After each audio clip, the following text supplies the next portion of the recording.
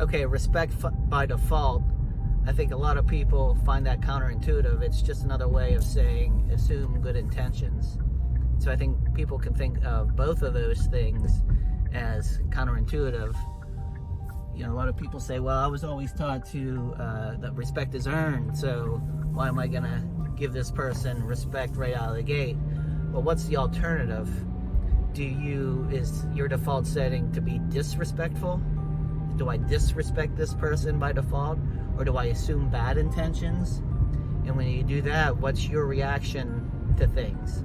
You know, if you're always assuming this person has bad intentions and maybe trying to manipulate you or whatever, then your response is to them, if they had good intentions, is going to be a negative one, and you're the one that's going to have the bad reputation. And so if I think people are fearful that maybe they're get taken advantage of by assuming good intentions, or if they're respecting by default.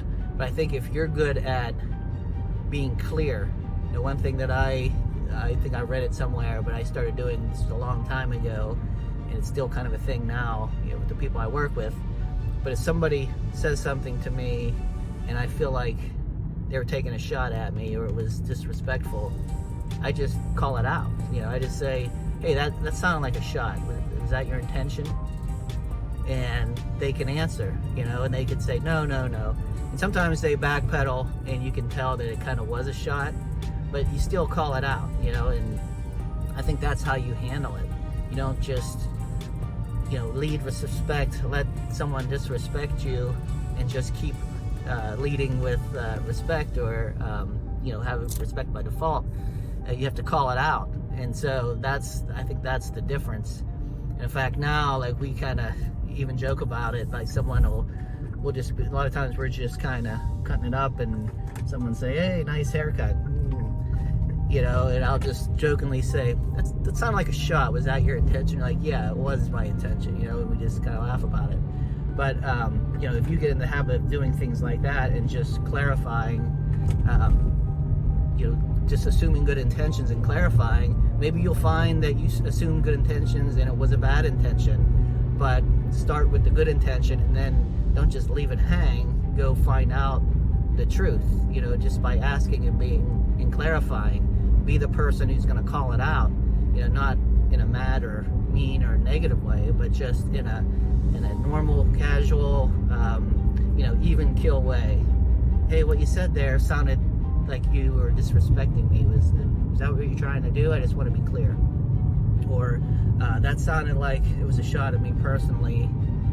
Let me tell you what's going on here and what happened here. Or, I have to be honest, here's how I took that. It didn't hit well with me or sit well with me. Was that your intention to upset me? And so if you don't even have to be that specific, but you can be.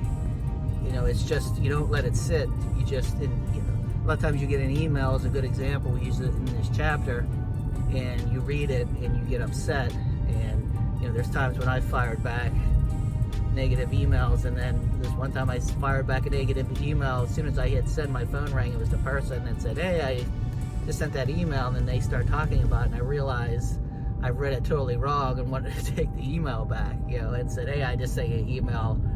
I have to tell you, I read that wrong, and I got upset, and I responded, and then like, yeah, that's cool. I can see how you would have taken that. So I think the difference is where people say, oh, you have to earn, or earn respect or whatever. It's just in that clarification. So I'm going to assume that you have good intentions here and you're being respectful, but if I sense that you're not, I'm just going to ask you about it. That's all. All right, that's it for this chapter. This is chapter 6, the last chapter of this section, so I will see you all in the next section.